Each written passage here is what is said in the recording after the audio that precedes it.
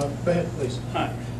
There's a lot of bicyclers in Mesquite, and a lot of our roads are pretty bike friendly. Either have some of them, especially on the north side, have golf cart and bicycle lanes, which is great. Some of the other streets are wide enough that have parking areas that are usually, unfortunately, in some respect, not occupied, but when they're not, are great for biking in. There are other places, particularly on Pioneer, just east of here and also west of here, where it closes down from 2 lanes to 1 lane with effectively no shoulder.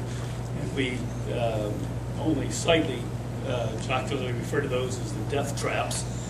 I think it would benefit Mesquite to try to become even more bike friendly than it is, and to take that into account in all future planning. I appreciate the suggestion. We do have a lot of cyclists here in town, so that's a good one. I'll pass it on to our Public Works Department.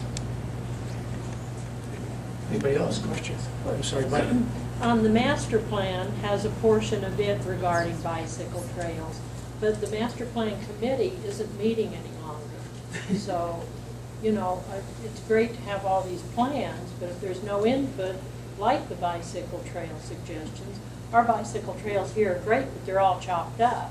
You know, you can ride 2 miles and then you have to go into a death trap for a piece of space. But I don't know how we, those of us who do something like bicycling, can get the information to the city that we need to look into these matters when there's no avenue, such as master plan committee meeting. Unfortunately, I don't have my planning director here, development services director, Richard Seacrest. He's in a meeting in Las Vegas today. To be honest with you, I don't know how often they meet, Bunny.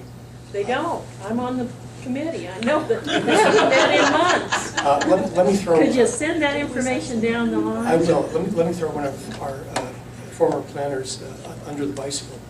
Aaron, At least it's not a bus. Oh.